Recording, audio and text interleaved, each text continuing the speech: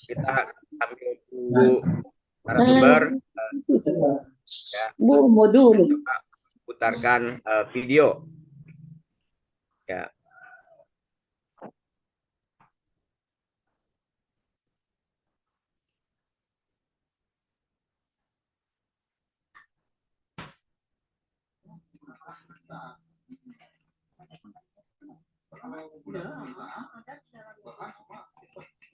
Ya. Atau sudah ada narasumbernya? Belum, sebelum di layar saya belum nampak. Kanda Saiful sudah hadir. Eh, Pak Saiful. Pak Saiful Kasim sudah hadir. Tinggal nunggu Sudah satu. disampaikan. Sudah disampaikan beliau. Oke. Saya sudah hadir nih. Oh ya, alhamdulillah.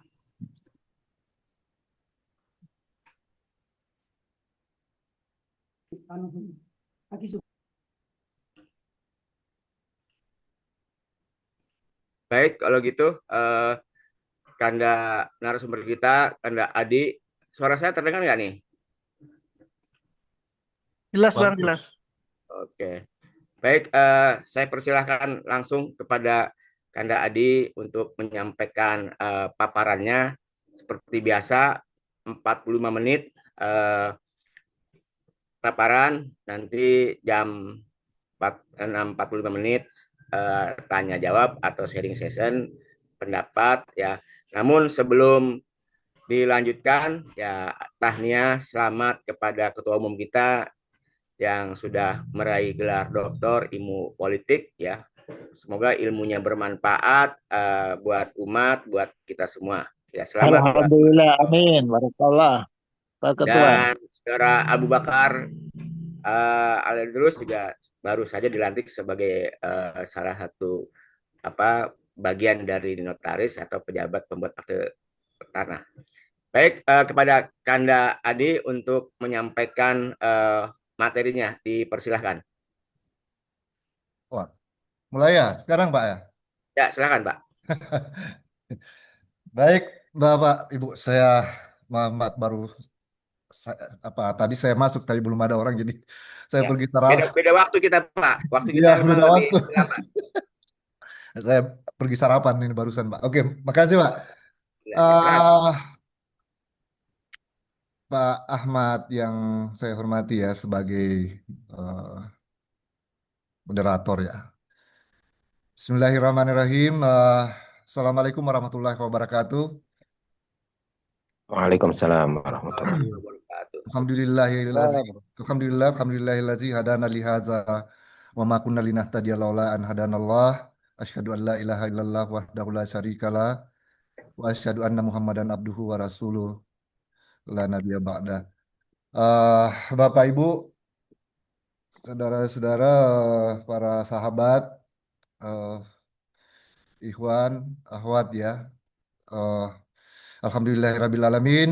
Saya bersyukur pada pagi ini kita bisa berkumpul bersama dalam sebuah forum yang mana kita akan membahas sebuah isu yang menyangkut dengan kepentingan umat Islam atau kepentingan dunia Islam. Alhamdulillahirrahmanirrahim, Tuhan memberi kita kesehatan pada hari ini.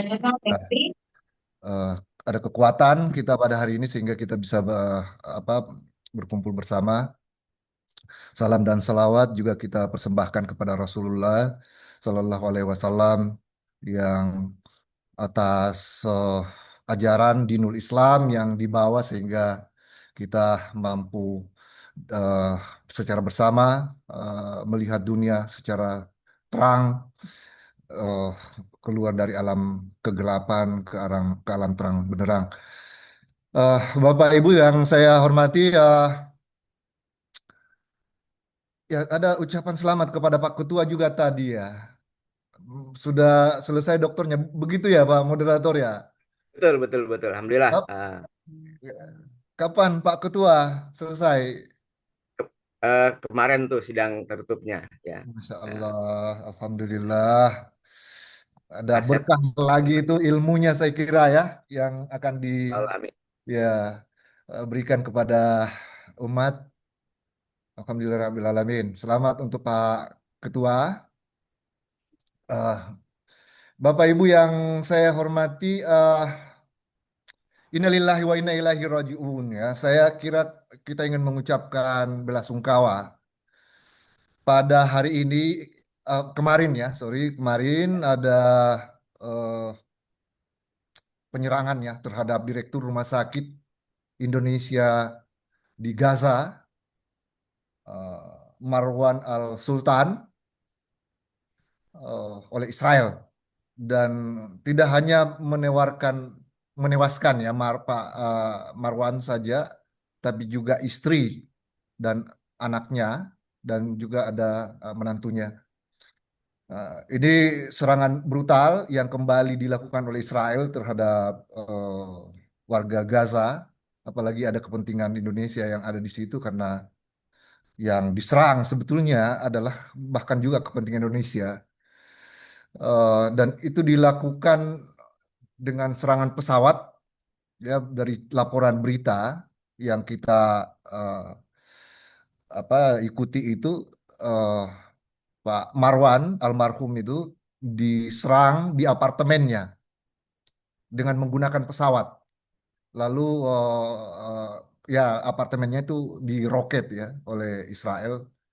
Jadi nampaknya Israel telah menjadikan Direktur Rumah Sakit Indonesia tersebut sebagai target karena ya serangan itu begitu rapi ya terhadap Marwan dan dengan target yang sasarannya ke apartemennya. Jadi ini keprihatinan saya kira juga sudah dikemukakan oleh Kementerian Luar Negeri dan juga ada saya lihat itu Ketua DPR, ya Presiden melalui Kemenlu, eh, belasungkawa dan juga kecaman terhadap Israel. Nah, ini membuat kita memang pantas ya hari ini untuk dalam forum ini, ya momen yang sangat baik juga untuk mengangkat ya isu soal dunia Islam ini, terutama berkaitan dengan konflik eh, yang terjadi antara eh, Palestina dengan Israel, antara dunia Islam dengan Israel, ya lebih khusus lagi yang terjadi sekarang adalah ketegangan antara Iran dan Israel.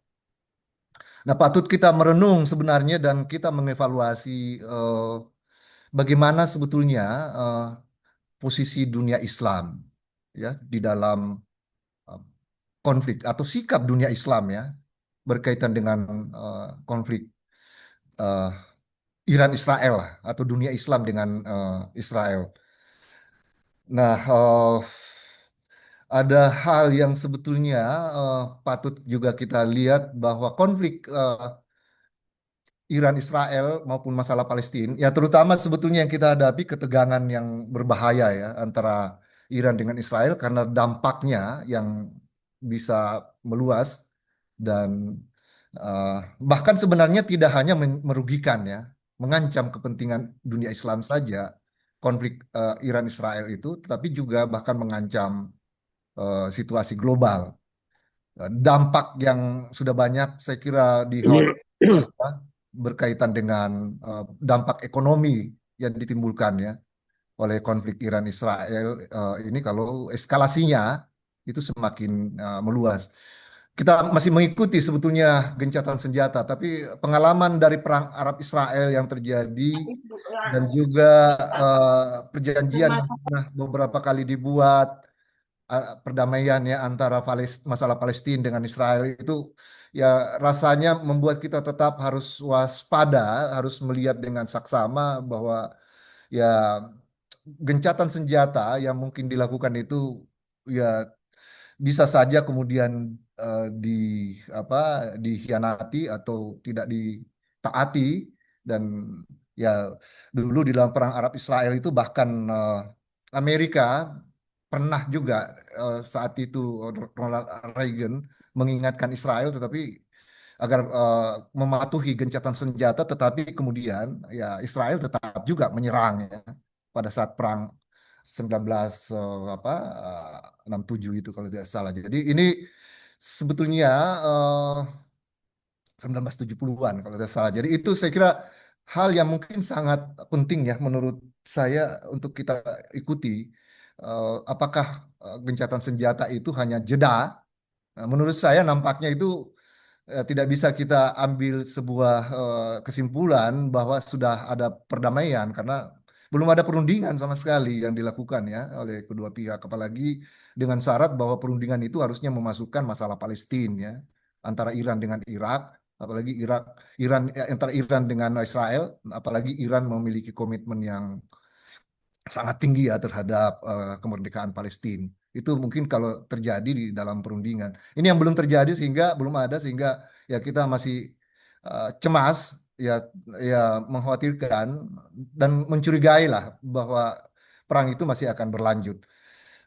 Perang mulut juga terjadi akhir-akhir ini juga beberapa hari setelah gencatan senjata antara Trump ya dengan Ali Khamenei juga itu saling mengklaim dan bahkan ya ada ancaman baru lagi yang dikemukakan oleh Trump ya akan menyerang Iran dengan polemik yang terjadi di antara kedua pemimpin dunia tersebut. Nah, ini saya kira menjadi bahan evaluasi kita ya.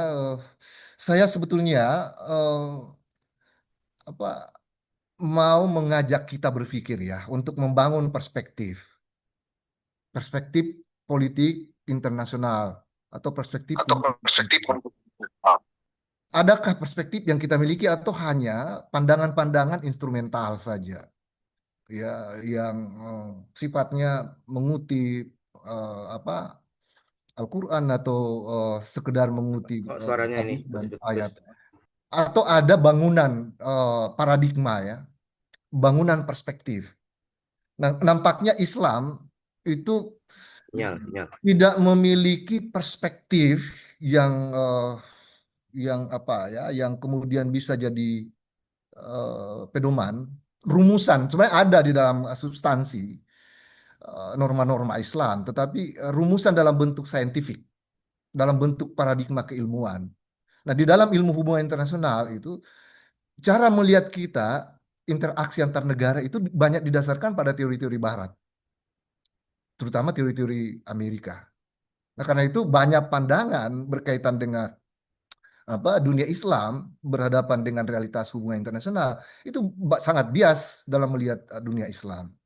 Nah, ini saya kira kajian yang sangat penting ya ke depan yang barangkali dalam forum berbeda mungkin di samping kajian-kajian keilmuan lain ya eh, sangat patut lah bagi kita keluarga besar ya PI ini ke depan untuk membuat forum ya tersendiri berkaitan dengan eh, perspektif keilmuan ya. Dulu ada isu tentang Islamisasi ilmu apa atau pengislaman pengilmuan Islam atau pengislaman ilmu-ilmu atau pengilmuan Islam ajaran-ajaran Islam. Nah, itu semua saya kira mungkin nanti perlu dan saya menyadari sebetulnya setelah menelusuri ya perspektif hubungan internasional ya berdasarkan Islam itu memang kita masih butuh banyak referensi dan bangunan baru ya. Mungkin ada memang pandangan-pandangan lama ya Al-Farabi atau mungkin eh, konsep Ibnu Khaldun ya dan beberapa yang lain tapi saya kira ada realitas-realitas baru yang perlu ada semacam kontekstualisasi ya perspektif. Nah, ini tantangan ya menurut saya. Nah, bagaimana kita melihat misalnya sebenarnya konflik Iran Israel sekarang berdasarkan perspektif Islam? Bagaimana cara pandang hubungan internasional atau bagaimana cara pandang politik internasional yang kita harus pakai di dalam meneropong posisi dunia Islam. Atau lebih spesifik lagi, katakanlah kita menganalisa konflik Iran-Israel. Perspektif yang berkembang, kalau kita lihat dari sejumlah wawancara maupun analisa di berbagai tulisan dan juga diskusi-diskusi itu kan banyak didasari oleh pendekatan realisme. Nah, pendekatan realisme dalam hubungan internasional itu biasanya melihat pada faktor power ya sebagai instrumen determinan ya untuk melihat. Jadi ya analisis tentang kekuatan persenjataan, kekuatan ekonomi. Nah, itu semua kan itu sebenarnya perspektif materialistik barat ya juga. Atau kemudian juga misalnya ya pendekatan yang menjadi basis menganalisa itu adalah kepentingan nasional, national interest. Konsep national interest ini kan sangat populer ya.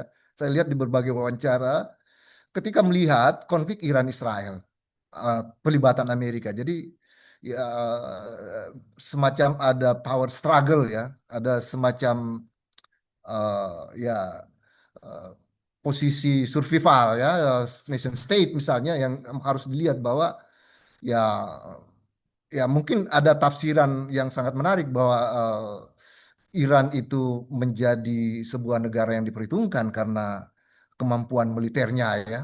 Tapi itu kan cara pandang yang sebenarnya belum bisa kita kategorikan ya sebagai perspektif paradigmatik ya.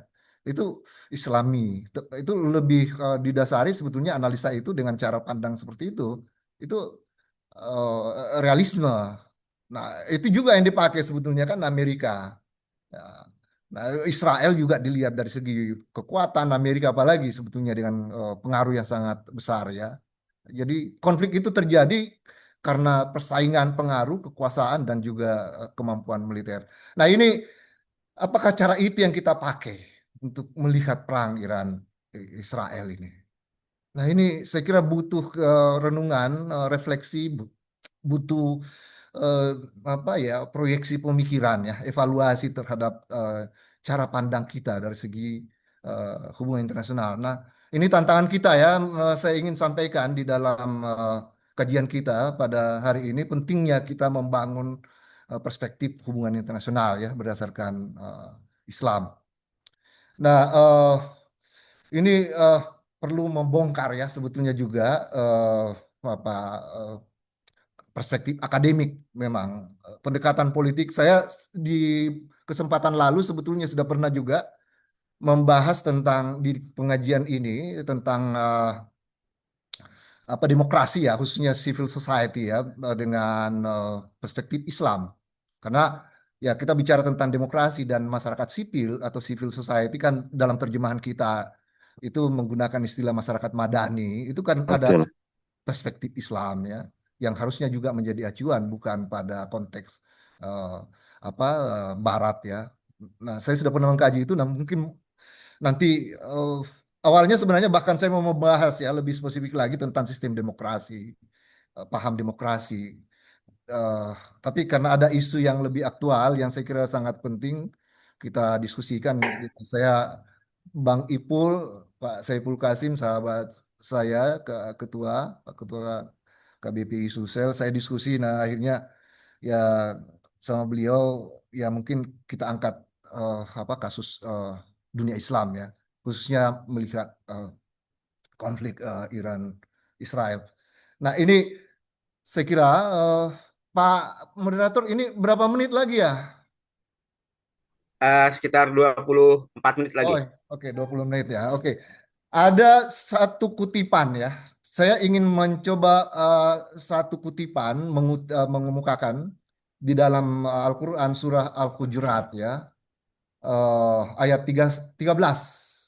Nah, itu ya ayuhan nasu inna halaknakum min sakarin wa unsa waj'alnakum su'uban wa qabaila lita'arafu. Inna akramakum indallahi atqakum. Innallaha alimun khabir. Nah, ini satu ayat sebetulnya yang sudah sangat populer dari Al-Hujurat, surah Al-Hujurat itu yang berkaitan dengan seruan Tuhan, wahai manusia, sesungguhnya kami menciptakan kamu dari seorang laki-laki dan seorang perempuan dan menjadikan kamu bersuku-suku dan berbangsa-bangsa agar kalian saling kenal mengenal. Nah, ini sebetulnya sudah kelihatan ini konsep hubungan internasionalnya di sini. Ada perspektif sangat fundamental ya. Saya kira kita merujuk kepada surah Hayat ini ketika berbicara tentang hubungan internasional.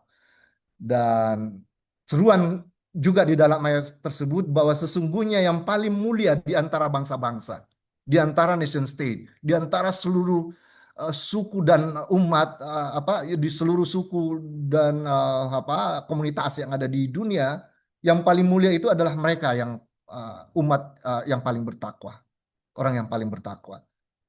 Sesungguhnya Allah Subhanahu wa taala Maha mengetahui lagi mengenal. Nah, ini kutipan ini saya ingin pakai sebagai rujukan ya. Adanya bangunan perspektif Islam sebetulnya sudah ada. Tidak hanya sebetulnya bahkan konsep nasionalisme atau kepentingan nasional saja ya. Sebenarnya sudah ada juga. Memang kita pelajari di dalam teori yang dominan Barat itu. Tapi ya karena bicara tentang nation state. Bahkan ini Islam lebih duluan sebetulnya sebelum kita memahami atau mengenal Perjanjian Westphalia ya. Dulu kan ada pembentukan negara bangsa itu setelah keruntuhan Roma, lalu pengakuan terhadap nation state ya. Imperium Roma itu pecah-pecah lalu terbentuk nation state. Ini sebelum itu seruan sudah ada di dalam Al-Quran ya tentang sebetulnya posisi umat manusia yang berbentuk bangsa-bangsa atau nation state. Bahkan sebelum Ernest Renan ya juga berkaitan nasionalisme itu merumuskan sebenarnya ada juga sebenarnya sebutan tentang nation state atau bangsa-bangsa itu kan menunjukkan juga adanya komunitas di sebuah wilayah. Jadi Islam sebetulnya sudah memberikan ya landasan yang sangat fundamental yang mungkin memang ini tidak dikembangkan, belum dirumuskan. Saya mengajar sebetulnya juga dan memeriksa buku-buku referensi tentang hubungan internasional ini masih sangat apalagi di Indonesia sangat sulit kita mendapatkan referensi yang standar ya yang membahas tentang perspektif Islam. Nah, ini landasannya sebetulnya. Nah, ada 3 sebetulnya yang kita peroleh dari ayat Al-Hujurat bahwa ya manusia itu diciptakan berbangsa-bangsa.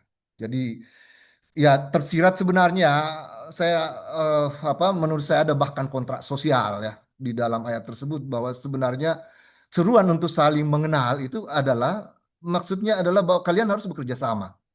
Jadi ada konflik yang mungkin terjadi antar manusia. Saya ingat ada keluhan malaikat ya ketika manusia akan diciptakan Adam itu ya bahwa akan saling membunuh manusia itu. Nah, jadi ya hampir sama dengan kontrak sosial itu bahwa ya tapi ada seruan moral untuk saling berinteraksi, saling bekerja sama. Nah, di dalam ayat itu yang menjadi penekanannya yang mungkin sangat penting untuk saling mengenal. Saling mengenal itu maksudnya juga adalah yang kedua, berbangsa, bernation state itu menghargai perbedaan dan martabat ya masing-masing, martabat kemanusiaan. Dan dengan itu menjalin kerjasama untuk membangun keamanan dan kelangsungan hidup. Ini esensial sekali kalau kita lihat ya dari ayat tersebut. Seruan Islam untuk membangun kerjasama, keamanan, kesejahteraan untuk keberlangsungan hidup bersama.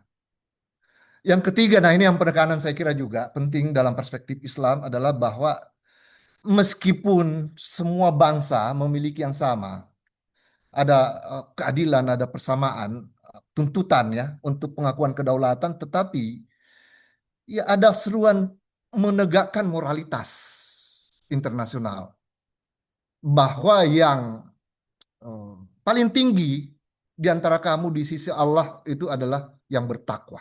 Orang-orang yang bertakwa. Itu sebetulnya adalah bermakna landasan bahwa pentingnya melihat moralitas hubungan internasional. Pentingnya menegakkan keadilan, pentingnya menegakkan kebenaran, pentingnya membangunnya hubungan kemanusiaan. Karena itulah yang menjadi ya hubungan terutama keimanan, hubungan hablum minallah, hablum minan nas saya kira seperti itu ya. Nah, itu yang menjadi dasar bagi sistem hubungan internasional bahwa itulah yang justru diserukan ya, yang harus diperjuangkan, yang harus diterapkan, diimplementasikan oleh seluruh bangsa. Penegakan moralitas, akhlak untuk mencapai tingkatan takwa. Nah, ini saya kira banyak yang bisa kita kutip, saya hanya ingin mengutip satu garis besar yang fundamental itu. Sebenarnya ada dalam beberapa surah lain itu prinsip perdamaian, misalnya Al-Baqarah ayat 224, janganlah kamu jadikan nama Allah dalam sumpahmu sebagai penghalang dan berbuat baik, bertakwa dan menciptakan perdamaian, kedamaian di antara manusia. Surat Al-Maidah ayat 8, wahai orang-orang yang beriman, jadilah kamu penegak kebenaran karena Allah dan saksi-saksi bertindak dengan adil. Nah, ini prinsip keadilan ya, prinsip dalam Al-Quran juga Al-Maidah di dalam hubungan internasional. Janganlah kebencianmu terhadap suatu kaum mendorong kamu untuk berlaku tidak adil. Berlakulah adil karena adil itu lebih dekat kepada takwa. Bertakwalah kepada Allah. Sesungguhnya Allah maha teliti terhadap apa yang kamu kerjakan. Tapi di samping surah perdamaian ada juga surah Al-Quran tentang perang sebenarnya. Nah, itu juga kan sebenarnya masuk dalam konteks hubungan antar bangsa juga. Perangilah di jalan Allah orang-orang yang memerangi kamu dan jangan melampaui batas. Ada surat Al-Baqarah ayat 190, Al-Hajj ya 39 juga menjelaskan telah diizinkan berperang bagi orang-orang yang diperangi karena sesungguhnya mereka telah dianiaya. Nah, ini saya kira bisa melihat ini dengan apa konteks beberapa tafsir yang saya lihat persis seperti yang dialami oleh Iran. Kalau kita lihat dalam posisinya bahwa dia harus membela diri dan menyadarkannya juga kepada penyerangnya untuk menghentikan serangannya dengan perang yang oleh Iran lancarkannya sebagai balasan agar ada tafsir yang saya baca dari Kemenak RI, ada juga sebenarnya Ibnu Katsir ya berbicara tentang pentingnya hidup berdampingan dan perang itu bertujuan juga untuk menciptakan perdamaian. Nah, ini prinsip-prinsip yang bahkan juga sudah banyak dikaji ya di dalam hubungan internasional. Jadi soal perang, soal perdamaian, soal yang terkait juga dengan negosiasi ya, diplomasi. Saya baca sejarah perjanjian Hudaibiyah itu ternyata interval ya dari berapa bulan itu ya 17 bulan berapa bulan itu ternyata digunakan oleh Rasulullah itu jeda perdamaian itu untuk melakukan konsolidasi ya kekuatan membangun hubungan dengan bangsa-bangsa lain bahkan melancarkan dakwah ya kan sebenarnya kemenangan umat Islam juga ketika memasuki Mekah itu tanpa perlawanan itu adalah karena keberhasilan mengkonsolidasi ya kekuatan dan tidak ada perlawanan sama sekali ketika memasuki kota Mekah. Tapi ada cerita lain juga bahwa Rasulullah itu membuat surat-surat ya ke sejumlah raja. Ini justru strategi hubungan internasional, strategi politik diplomasi ya yang dilakukan oleh Rasulullah itu di awal-awal Islam bahkan menjadi pengalaman penting. Ada surat Rasulullah kepada Raja Najasyi ya, Raja Habasya atau Raja Ethiopia, surat kepada Heraklius ya, Raja Romawi, surat Rasulullah kepada Raja Kisra, Raja Persia, surat kepada Hamzah bin Ali Al-Hanafi, penguasa Yaman, kepada Makaukis, penguasa Iskandaria atau Raja Mesir, surat kepada Munsir bin Sawi, penguasa Bahrain, surat kepada Jafar dan Raja Oman, surat kepada Haris Al-Ghazani, Raja Syria, Syam ya, Syria Palestina, surat kepada Gubernur Basra ya, Irak. Banyak sekali saya kira yang bisa kita lihat pengalaman yang dipraktekkan sebetulnya oleh Rasulullah tidak hanya pengalaman perang, tapi juga pengalaman diplomasi. Nah, apalagi kalau kita bicara tentang pembentukan perjanjian ya, ketika pemerintahan Madinah itu kan dibangun oleh Rasulullah. Nah, ini semua kutipan-kutipan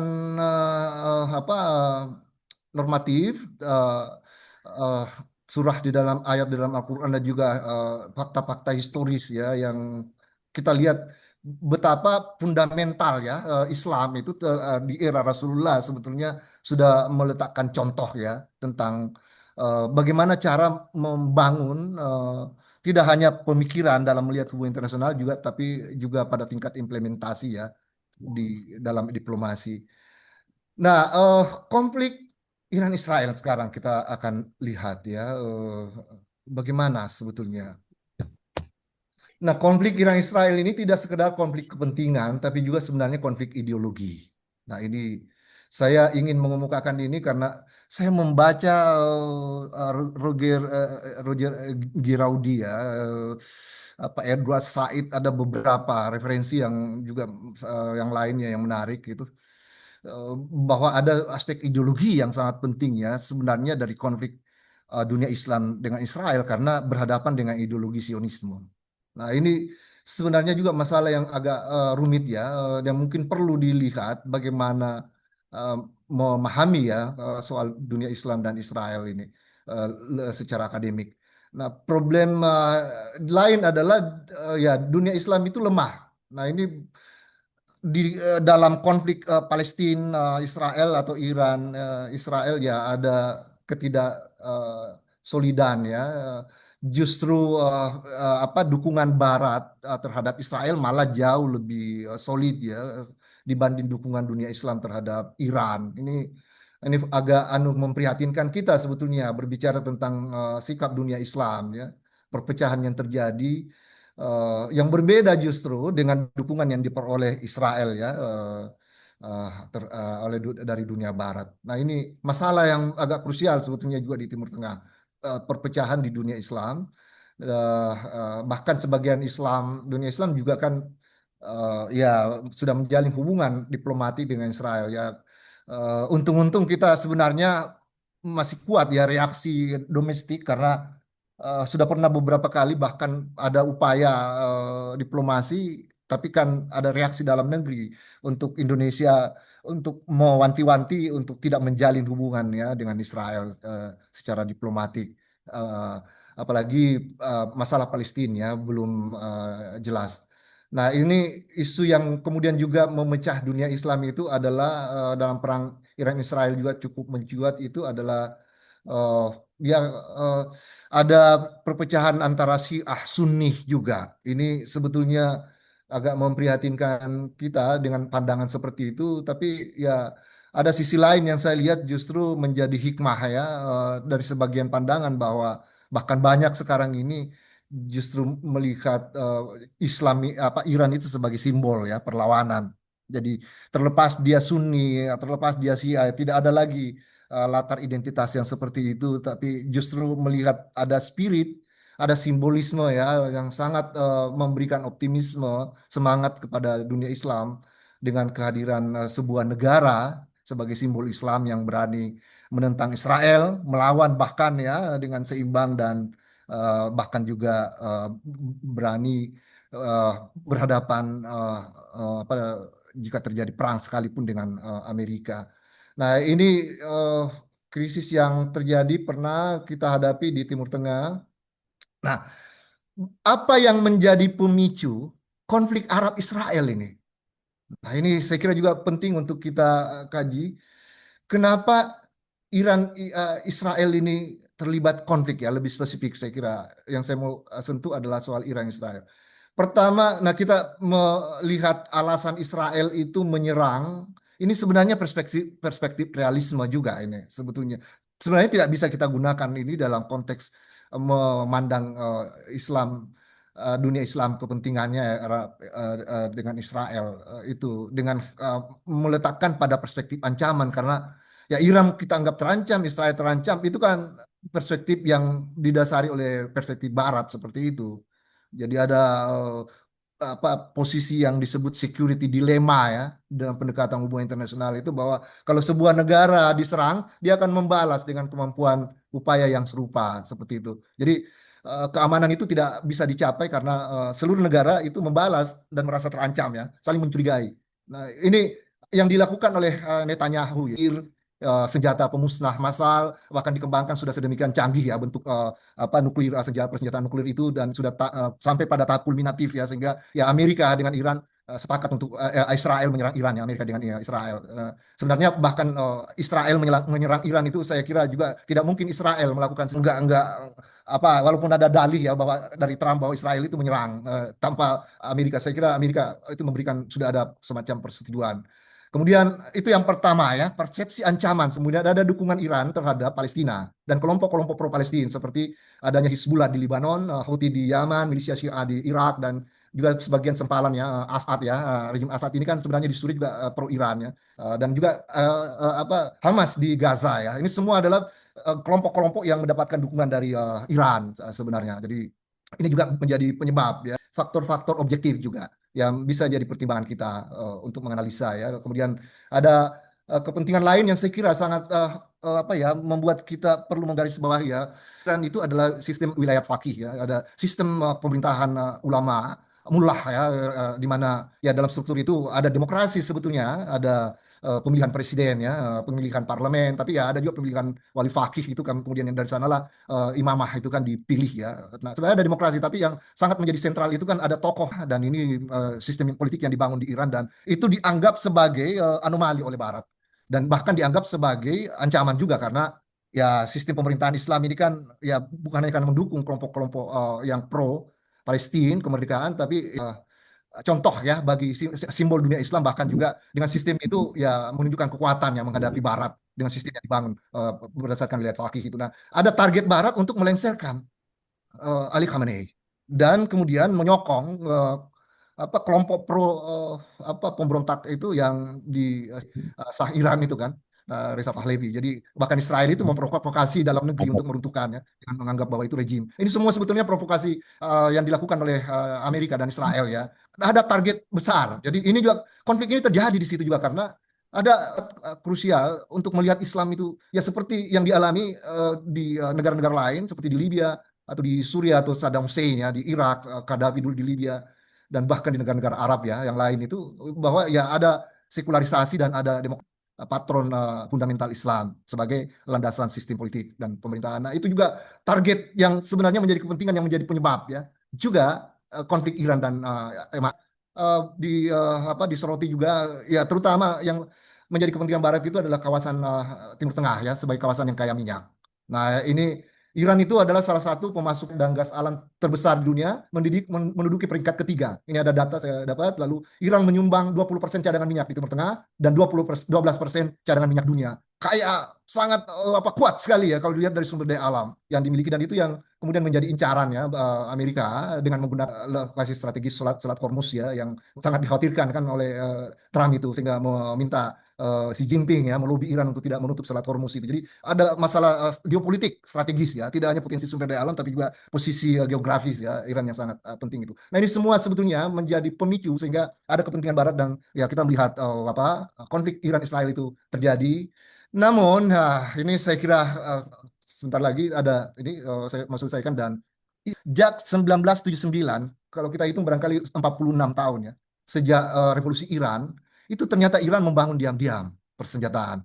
Iran itu ternyata mengembangkan kemampuan tidak hanya ekonomi dalam upaya kemandirian ya, simulasi pembangunan persenjataan, dan itu kita lihat di dalam perang yang terjadi Iran Israel yang baru-baru ini 12 hari terjadi itu ya. Israel mungkin tidak menyangka sedemikian kuat dan hebat ya hantaman yang kemudian dia hadapi dari serangan Iran ya. Kota Tel Aviv bahkan terancam, apalagi akan sangat mudah sebetulnya dihancurkan oleh Iran, dan itu juga mungkin sangat mengagetkan Amerika, sehingga muncullah ide gagasan untuk gencatan senjata ya dari Trump itu. Mungkin Trump juga tidak menyangka juga, bahkan marah ya kepada Netanyahu bahwa ternyata ya tidak seperti yang dikemukakan Netanyahu semudah itu Iran itu dihadapi dengan kemampuan persenjataannya. Nah, terakhir saya ingin mengatakan tentang Iran itu sebagai salah satu negara kuat, indikator bertahan ya dari embargo selama 40-an tahun, kepemilikan sumber daya alam, national resources, minyak dan gas ya. Ini Iran memang negara, kalau kita bandingkan dengan seluruh negara Arab, termasuk bahkan Mesir ya, sekalipun itu termasuk negara yang sangat kuat.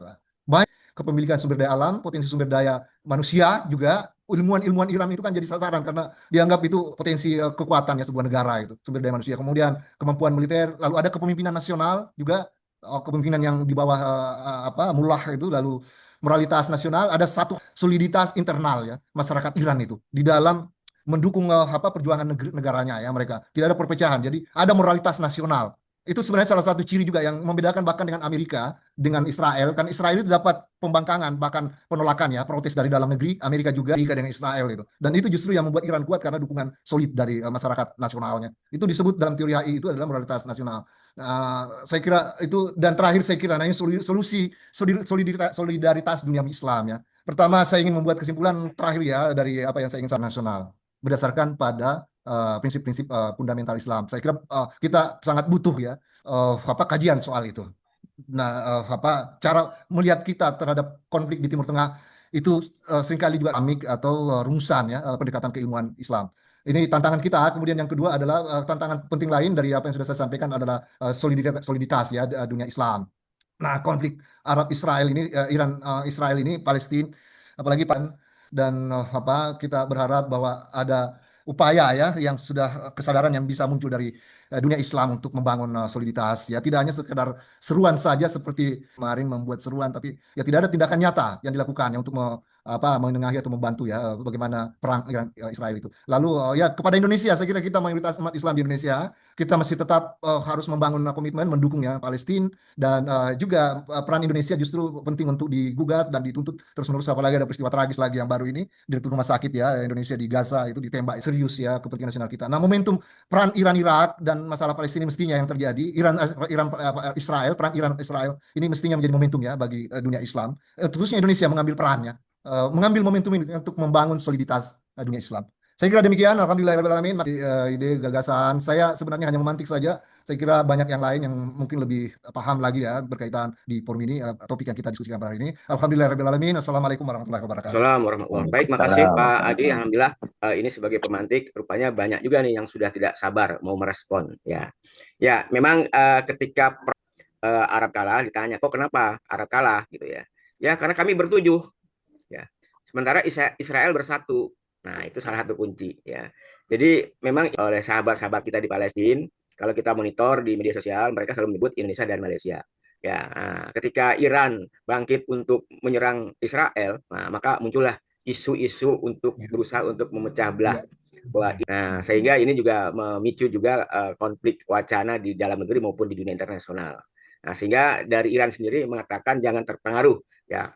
Khomeini jadi mengatakan ya, jadi ada yang mengatakan bahwa untuk berpihak pada Palestina dan Gaza tidak perlu agama, tapi perlu punya hati. Nah, adanya genosida yang dilakukan oleh Israel dan didukung oleh antek-anteknya. Baik, ini sudah banyak yang raise hand nih. Diawali tadi Pak Ustadz Medi, Pak Abdul Wahid, dan Pak Peri. Ya. Pak Medi masih silahkan Pak Medi yang di awal. Silahkan, mohon sih di dialognya. Silahkan Pak Medi. Ya, Assalamualaikum Ustaz. Waalaikumsalam. Ya, satu saja selesai amati ini. Kayaknya Iran menyerang Israel itu hanya untuk kepentingan domestik saja, untuk kepentingan dia saja. Buktinya setelah berhenti Israel menyerang lagi Gaza, Iran tidak mengirim lagi gitu kan. Hanya untuk saja, tidak ada yang membela Israel, membela Palestina. Itu saja. Ya, makasih. Assalamualaikum.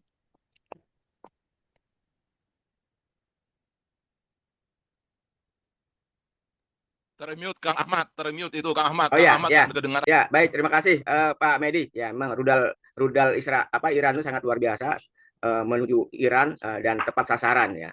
Ya, walaupun begitu kita di Indonesia penyaluran bansos aja kadang-kadang juga tidak tepat sasaran. Pak Dubes ini yang mungkin punya pengalaman internasional untuk menyampaikan pandangannya. Silakan, mohon singkat. Ya, saya ikut bicara nanti ya. Tadi saya sangat tertarik dengan idenya Kang Adi Surya, itu soal membangun perspektif.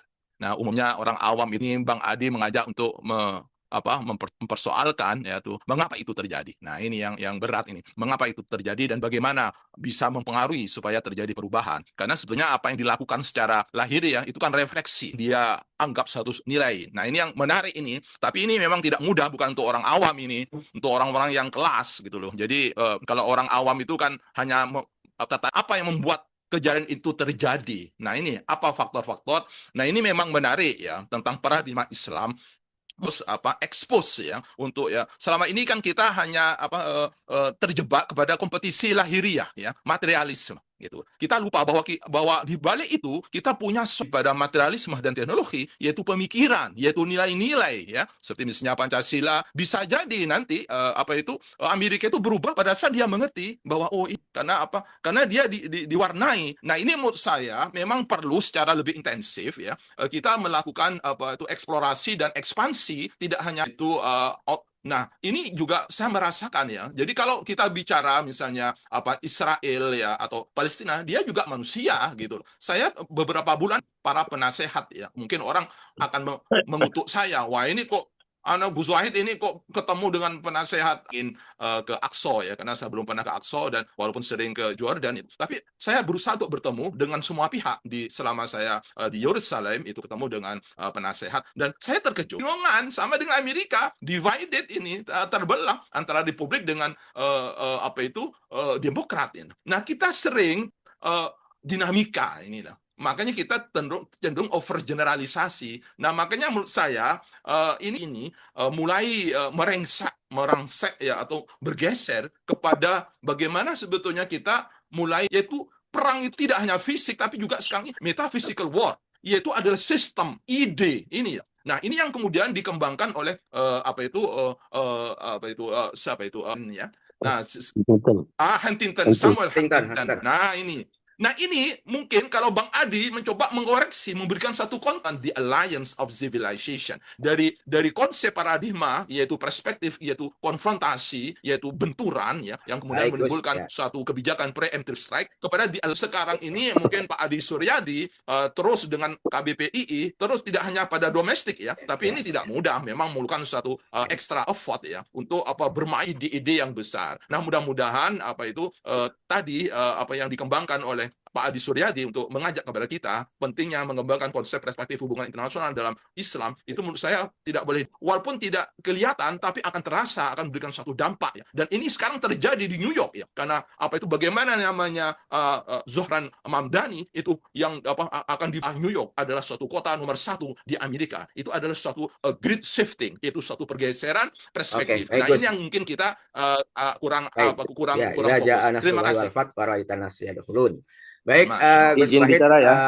Mungkin ini Pak Ahmad, kita dua dulu setelah ini Pak Kasim dari Banten. Siapa ini? Ya, ini Pak Ferry dan Pak Ustadz Farid Okbah yang sudah raise hand ya. Silahkan direspon dulu Pak Adi ya. Nanti setelah itu Pak Ferry dan Pak Farid. Mohon yang mau ya, ini Pak Rasim, raise hand biar saya tidak lupa gitu ya. Silakan Pak Adi direspon dulu dua dulu, nanti setelah itu dua lagi. Silakan dua-dua. Resign? Iya, Mas, angkat tangan. Ya Pak Ahmad, makasih banyak Pak Moderator. Ini banyak yang angkat tangan, mungkin bagusnya memberi kesempatan kepada yang lain. Tapi saya mungkin menjawab singkat saja. Yang pertama tentang serangan domestik. Nah ini yang saya maksud ini Pak, perspektif yang realisme ya. Perspektif ini yang memang banyak berkembang untuk memahami ya hubungan internasional. Jadi ada keterkaitan antara kepentingan domestik dengan kepentingan global. Jadi tidak bisa berdiri sendiri.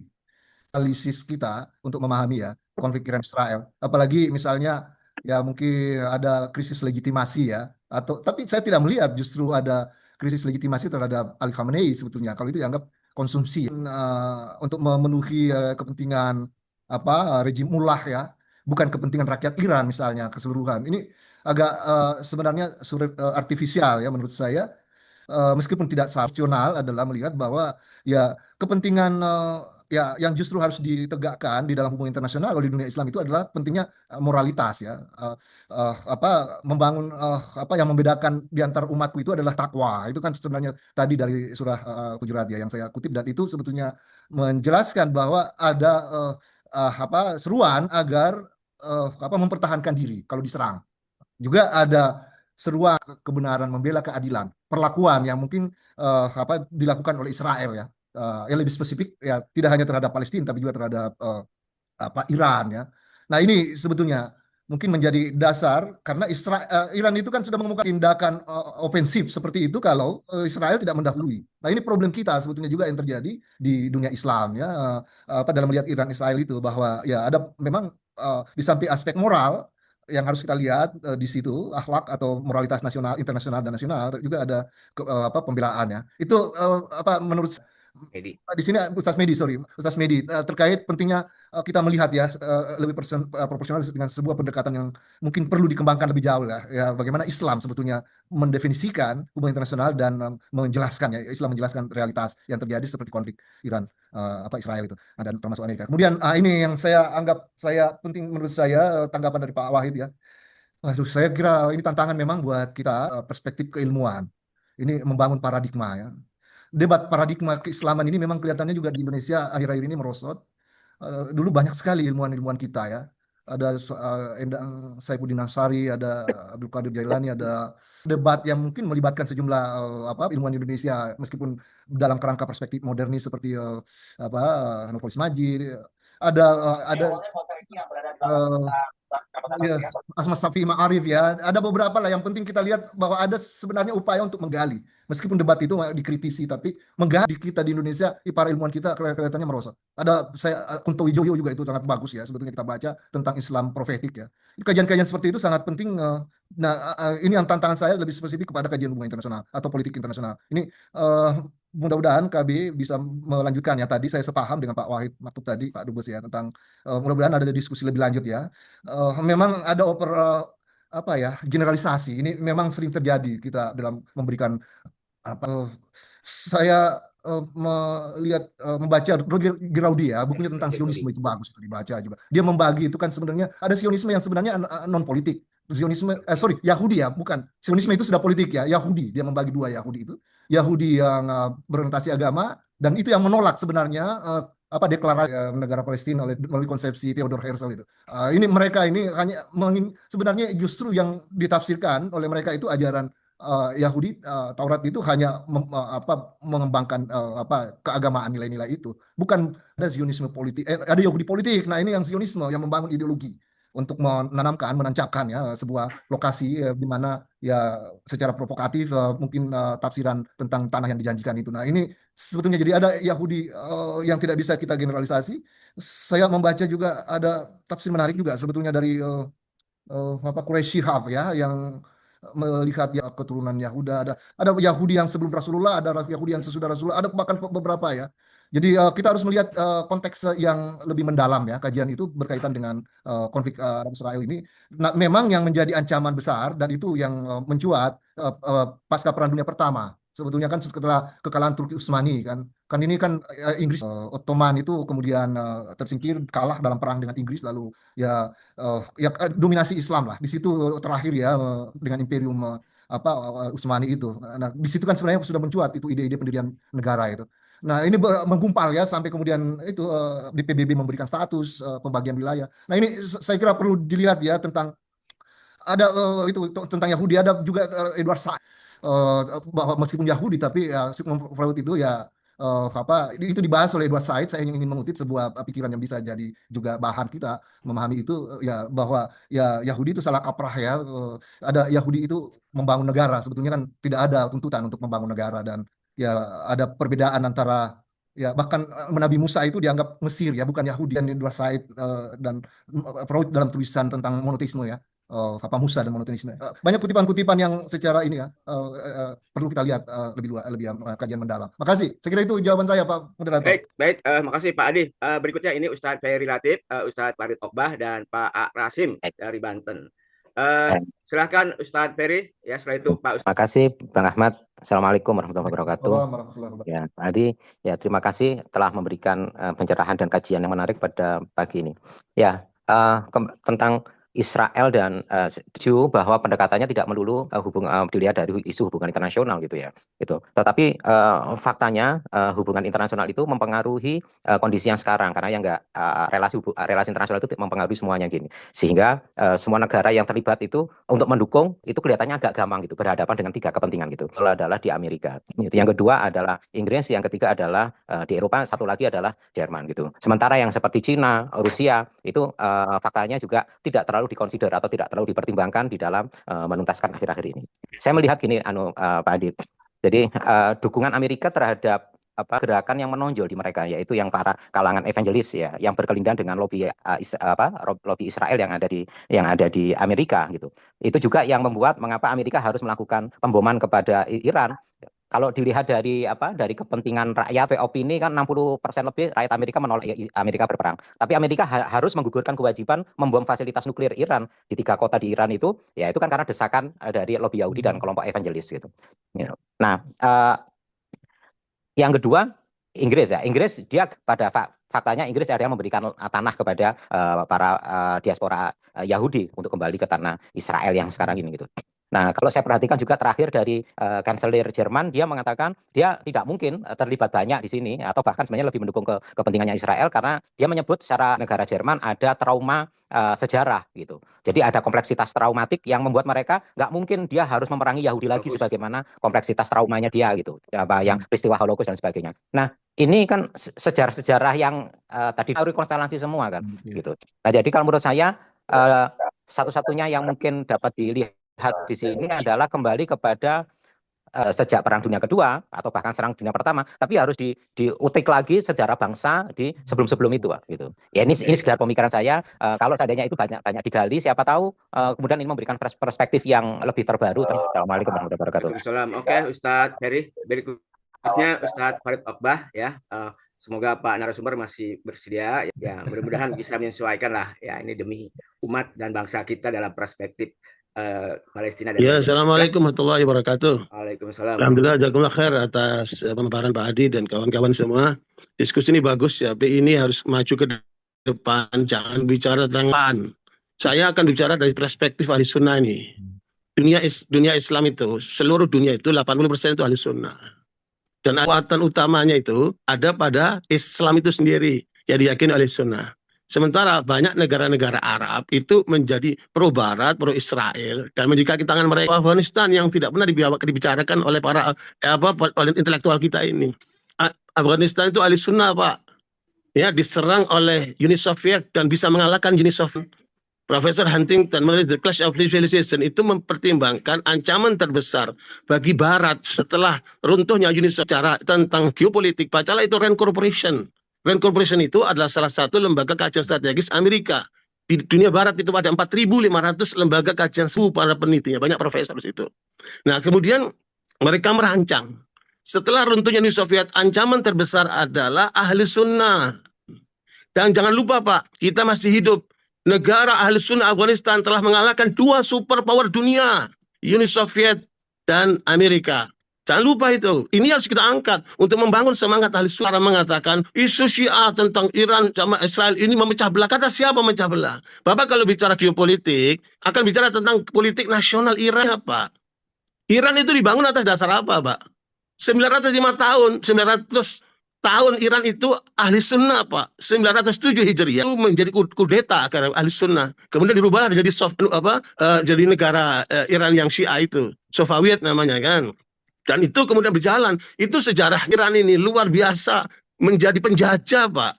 Kenapa? Bapak lihat itu namanya Ahwaz. Itu wilayah Arab Sunni, 5.000 kilometer, 16 kali lipat Palestina, Pak. 90% kekayaan Iran itu ada di Ahwaz ini, Pak. Dari Busistan sampai Bandar Abbas. 30%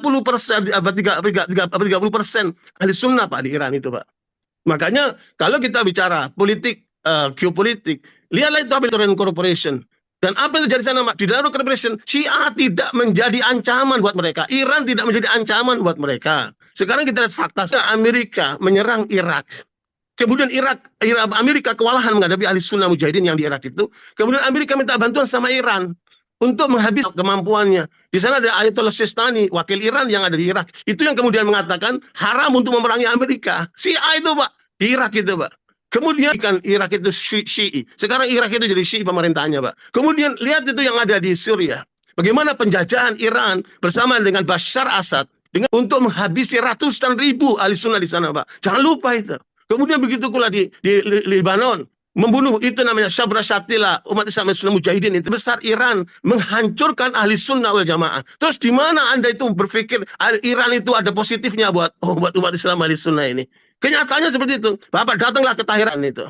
Ahli sunnah di Tehran itu 1 jutaan, Pak. Tapi apa yang terjadi di sana? Mana itu masjid ahli sunnah di sana, Pak? Banyak umat Islam sholatnya itu kalau Jumatan itu di kedutaan, bicaralah secara intelektual, jangan emosional. Saya kasih contoh ini sekali selain referensi Rand Corporation tadi itu, bacalah itu disertasi Dr. Tirta dan Israel. Baca itu disertasi doktor. Kemudian ada lagi seorang dokter lulusan Sorbonne ya menulis untuk pihak Kristen. Dia ini Kristen Maronit, namanya Majid Istihdaf Ahli Sunnah. Ahli Sunnah menjadi target Ini yang nulis Kristen, Pak, bukan ahli sunnah, Pak. Dia mengatakan ahli sunnah adalah kelompok yang ditarget oleh 5 kekuatan besar, ingin menghancurkan ahli sunnah. Yang kedua adalah Kristen internasional. Ini yang nulis Kristen ini, Pak, Kristen internasional mentargetkan ahli sunnah. Kemudian yang ketiga adalah India. Bapak lihat itu sekarang perang antara India sama Pakistan itu, dan bagaimana ahli sunnah tertekan di India itu. Baru yang kelima Iran. Dia sebutkan nih, Pak, geopolitik terhadap ancaman. Nah, kita lihat apa yang terjadi di dalam Iran sana, Pak. Di Ahwas itu, ahli sunnah jamaah sangat tertekan. Berapa banyak ulama yang dibunuhin oleh mereka ahli sunnah ini, Pak. Nah, itu kan harus diangkat itu, Cak. Dengan acara ini mengembangkan syiahnya. Bentar lagi kita lihat nih, tanggal 6 Juli, acara Asyura mereka ini, bagaimana hiruk pikuknya itu. Menggunakan kesempatan ini. Terus permasalahannya, bagaimana dengan Palestina? Atau senjata-senjata antara Israel dan Iran itu menyertakan untuk menghentikan Gaza, untuk tidak menyerang kaum muslimin yang ada di Palestina. Apa gitu ada, Pak?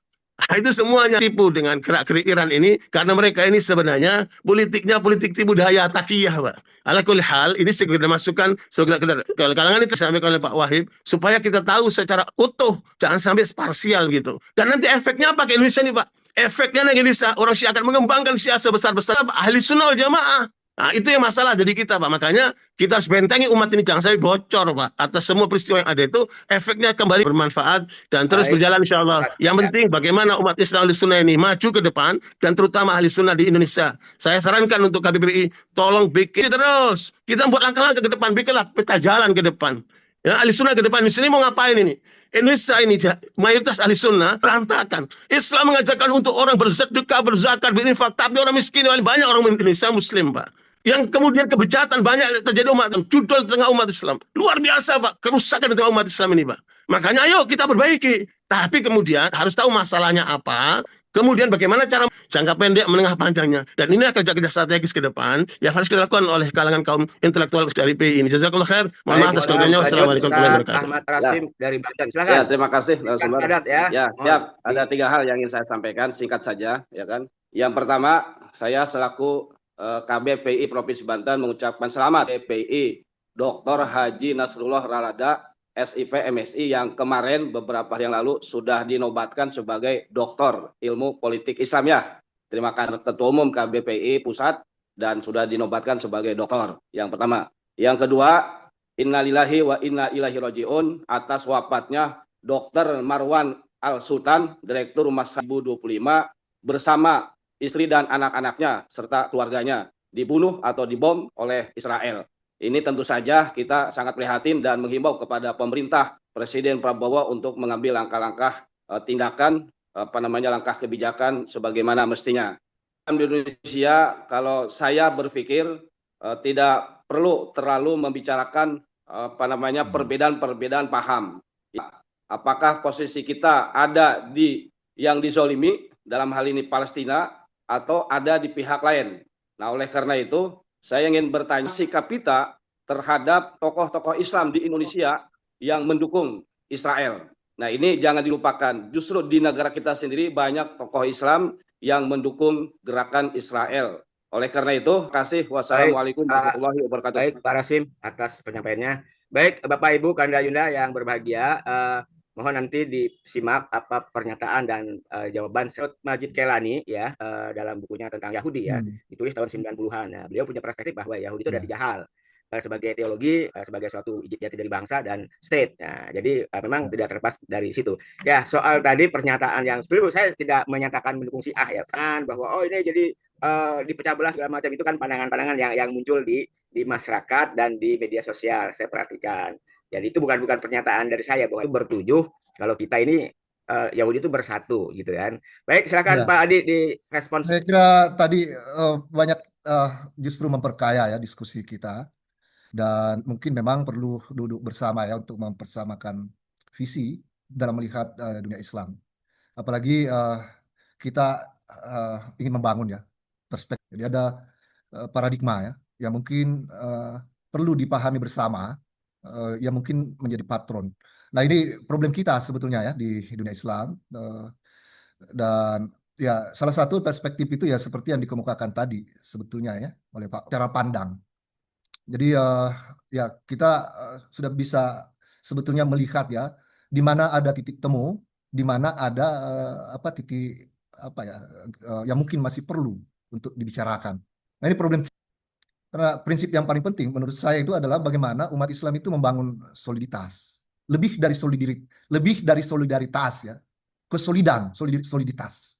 Itu problem kita. Solidaritas apa instrumental ya, seperti pernyataan-pernyataan mengutuk, pernyataan-pernyataan yang muncul dari Liga Arab misalnya, itu memang agak problematik juga kita. Nah ini memang tantangan ya menurut saya, sebagai macam firqah-firqah ya, atau bagaimana membangun kembali ya sebuah dunia Islam ya, apa yang sulit seperti yang dilakukan yang terjadi di era Rasulullah. Ini problem kita dan ya mungkin contoh-contoh yang baik yang muncul di era Khulafaur Rasyidin. Ya, Pak Farid Ottah tadi, Pak Ustadz juga sudah memberikan ya sebuah insight ya yang mungkin perlu menjadi perhatian bersama kita tentang dunia Islam ya. Nah sebenarnya kita tidak berbicara tentang Syiah ya, Syiah dalam pengertian kita memihak ya secara subjektif. Kita sebetulnya mau melihat nilai-nilai Islami. Sebetulnya bagaimana yang menjadi prinsip dasar bersama dalam menyikapi ya sebuah konflik. Kendati pun itu dilakukan. Bagaimana umat Islam secara solid ya menyikapi itu.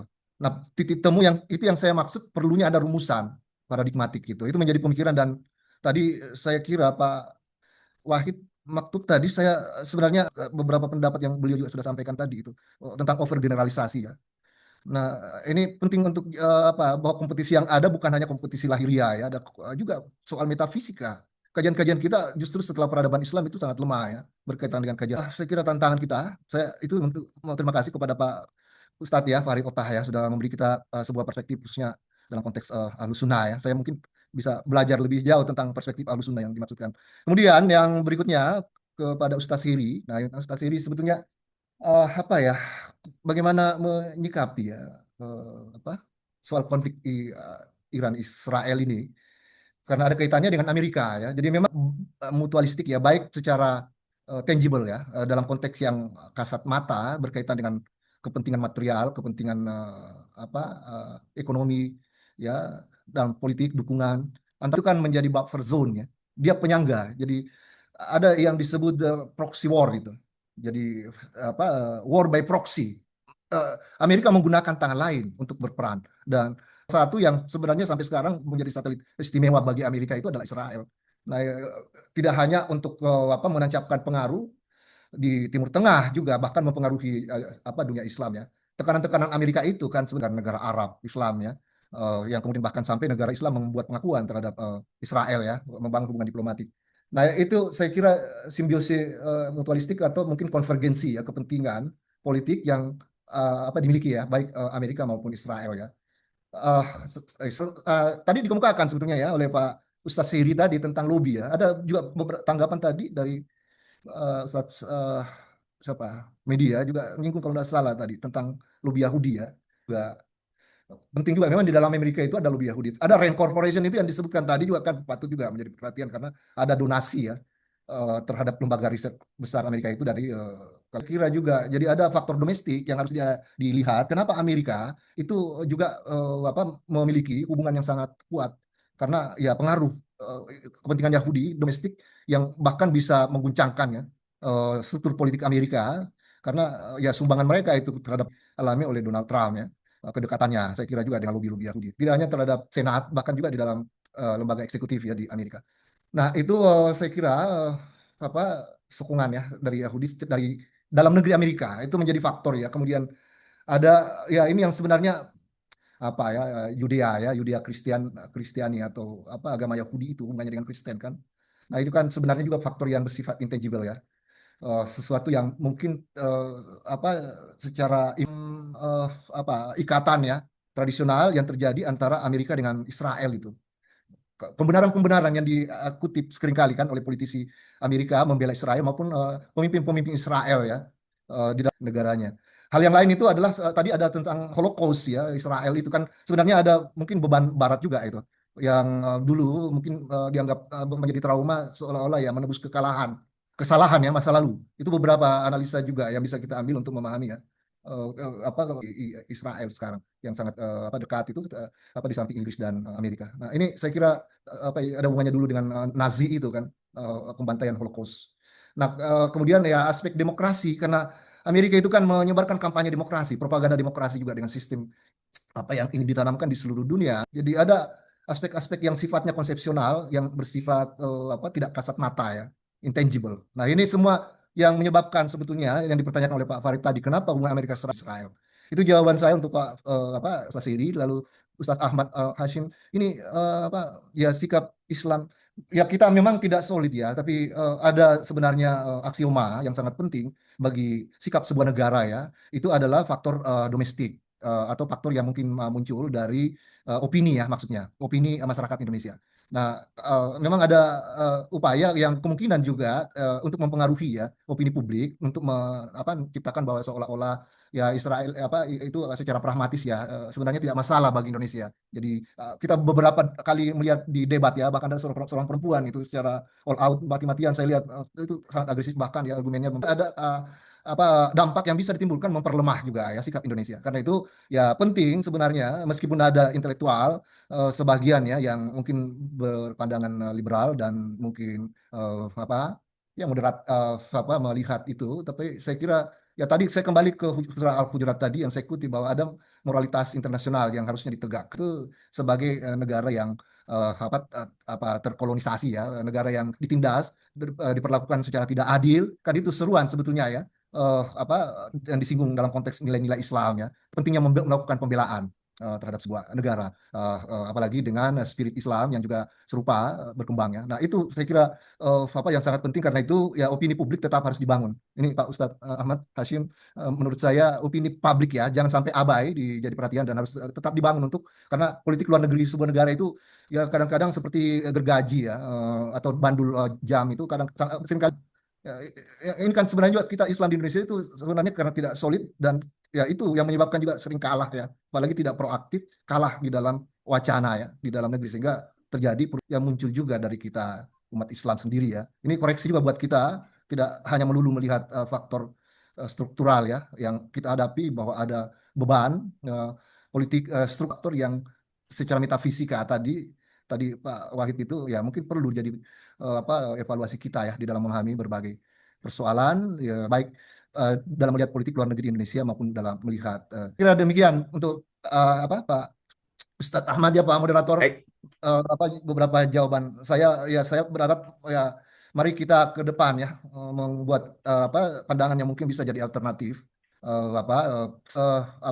membuat opsi ya dalam memahami hubungan internasional, maupun hal yang tidak kalah pentingnya adalah bagaimana soliditas Islam ya, dunia Islam itu bisa dibangun, apalagi dengan tantangan ke depan ya yang tadi disinggung oleh Pak Farid itu. Baik, terima kasih Pak Ade. Alhamdulillah pada pagi hari ini sudah menyampaikan dan sangat hangat ya dalam diskusi pada pagi hari ini.